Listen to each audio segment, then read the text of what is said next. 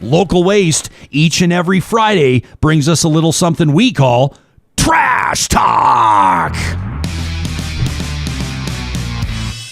All right, extended trash talk today because you will not stop sending us emails to talk at ryanjesperson.com, like Wendy, who says, I'm writing to express my anger and frustration that Canada is left abandoned by our supposed allies. I'm talking about vaccine distribution, and I'm directing this at the United States and the European Union. Canadians were upset that President Biden reneged on the Keystone Pipeline, but we should be focusing our efforts on pressuring the president to allow Pfizer to honor Canadian contracts.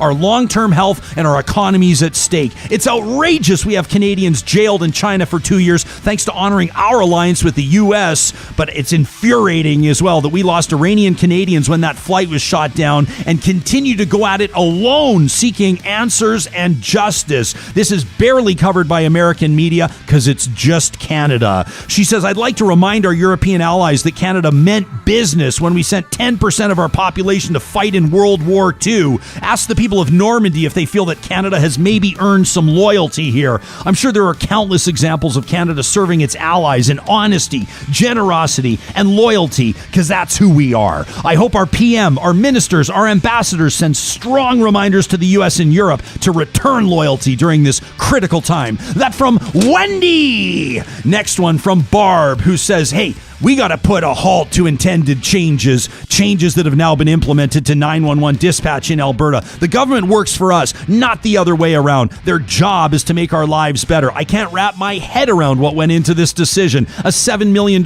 savings for a government that makes $1.5 billion rounding errors is insulting. I confess making this move during a pandemic has me banging my head against the wall. Barb, don't hurt yourself. She says people's lives are at stake. Access to emergency response is critical. Raise your voice and fight for the people. That from Barb. How about this one from Alex, who says, why is this provincial government so hostile toward teachers? On Monday, January 11th, we were told what a good job we're doing. The next day, we're told we have zero control over our pensions. The government tells us school is essential for the economy. I think it follows then that teachers are essential too. We are valuable. We are needed. We are busting our butts to keep kids safe, making sure the curriculum's taught. We're towing around COVID, hoping we don't get sick. What's happening to our pension is unreasonable, unfair, and demoralizing. That from Alex. What about this one from Kathy, who says, rural ambulatory care, Ryan, has me reaching out. Why is this government so hell-bent on this unilateral decision negatively affecting our lives and the people that voted them in?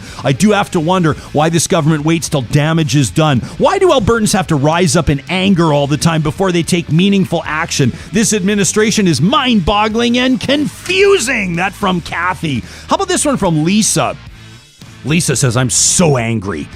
All these emails start the same. I've written my MLA 3 times this month after never even thinking of doing that in past. His assistant had the audacity to return my most recent email about coal to point me toward that Coal Hard Facts website. I already had the pleasure of noticing that on Real Talk. What a gaslighting pile of garbage. Putting the word fact beside your interpretation does not make it true. Albertans have changed, and we're not gonna take it anymore. That from Lisa. And this, I saved the biggest fire for the final word of Real Talk for the week. This from Scott, who says, I'd like to get something off my chest. One of my favorite things to make these days are cinnamon buns. And in all the time I've made them, not once have I used raisins. Raisins are gross. If raisins were any good, they wouldn't need to be surrounded by more delicious ingredients to mask their existence. If a friend offered you an oatmeal cookie that had concealed slimy raisins in it, at that first bite would be so disappointing, you wouldn't even be able to call local waste services fast enough to pick up the garbage